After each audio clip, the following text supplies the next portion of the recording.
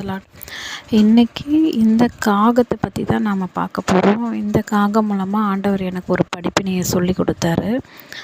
இந்த காகம் 6 மாதங்களுக்கு முன்பாக நான் சமைக்கும்போது கிச்சன் பக்கமாக வந்து கத்திகிட்டே இருக்கோம்.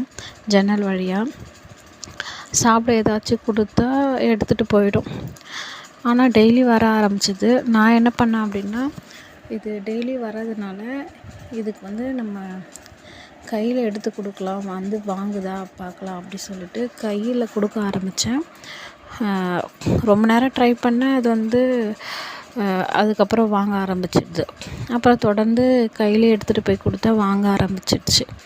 அதுக்கப்புறம் கொஞ்ச நாள் அதை பார்க்கவே முடியல. நானும் விட்டுட்டேன்.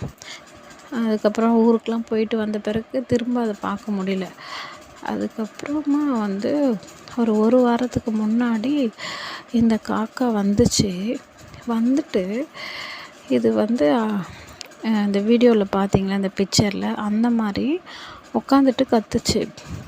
அப்போ எனக்கு யோசனையாக இருந்தது. ஏன்னா எப்போவுமே இந்த மாதிரி வந்து உட்காந்து கத்தாதே காக்கா அப்படின்னு பார்க்கும்போது, இது வந்து தன்னை வித்தியாசப்படுத்தி காட்டுது. நான் தான் வந்திருக்கேன் இவ்வளோ நாள் கழிச்சு அப்படின்னு தன்னை வித்தியாசப்படுத்தி காட்டுது. அப்போ எங்களுக்கு வந்து தெரிஞ்சிடுச்சு, இதுக்கு ஒரு நேம் நாங்கள் வச்சுருந்தோம், சிட்டுன்னு சொல்லிட்டு. அதுதான் போல், ஏன்னா வித்தியாசமாக உட்காந்து கத்திக்கிட்டு இருக்கேன் அப்படி சொல்லிட்டு கிட்ட போயிட்டு அதுக்கு உணவு கொடுத்தப்போ கையிலேயே வாங்கிடுச்சு. அப்போ எனக்கு இதிலேருந்து என்ன தெரியுது அப்படின்னா, இது வந்து தன்னை வித்தியாசப்படுத்தி காட்டுது. மற்ற காகங்களை போல் நான் இல்லை, நான் ஏற்கனவே வந்திருக்கேன் அப்படின்னு.